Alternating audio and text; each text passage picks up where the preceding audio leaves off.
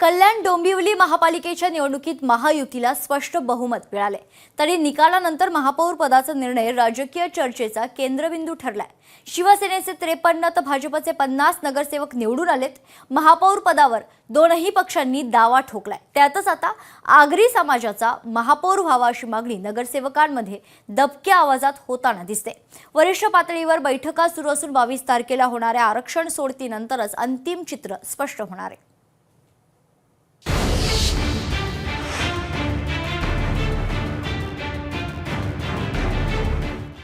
केडीएमसीत महापौर पदासाठी शिवसेना भाजपचे दावेदार आमने सामने।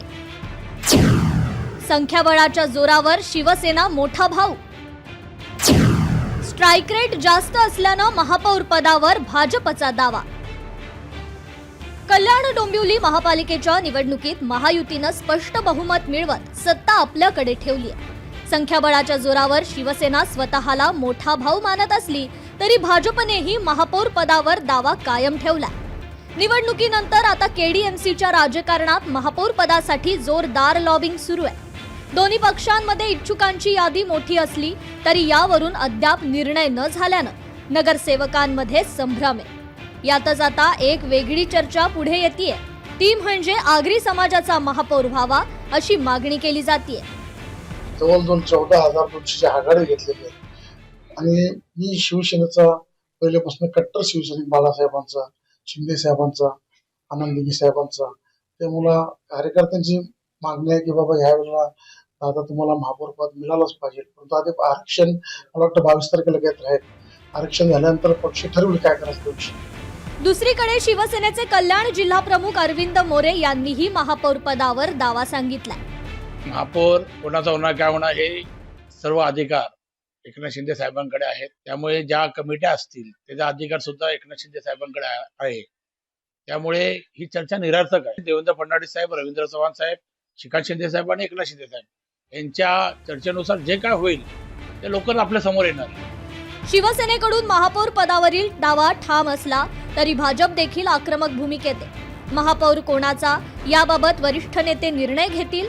भाजपचा स्ट्राइक रेट जास्त असून महायुतीतून भाजपचा महापौर बसावा हीच कार्यकर्त्यांची इच्छा असल्याची भूमिका भाजपचे नगरसेवक महेश पाटील यांनी मांडली। नक्कीच आम्ही कमी सीट लढून पण आमचं स्ट्राइक रेट जो आहे तो जास्त आहे, त्याच्यामुळे भारतीय जनता पार्टीचा महापौर बनला पाहिजे आणि वरिष्ठ आमचा निर्णय घेतील।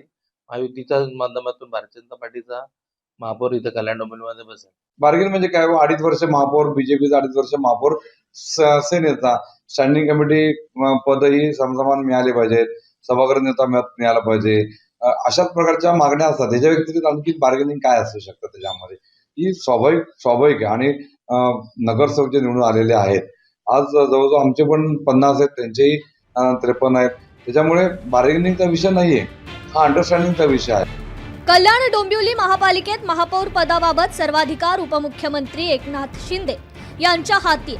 मुख्यमंत्री देवेंद्र फडणवीस, रवींद्र चव्हाण आणि खासदार श्रीकांत शिंदे यांच्यात होणाऱ्या बैठकीनंतरच महापौर कोणाचा हे स्पष्ट होणार आहे। 22 जानेवारीच्या महापौर आरक्षण सोडतीकडे सर्वांचं लक्ष लागलंय।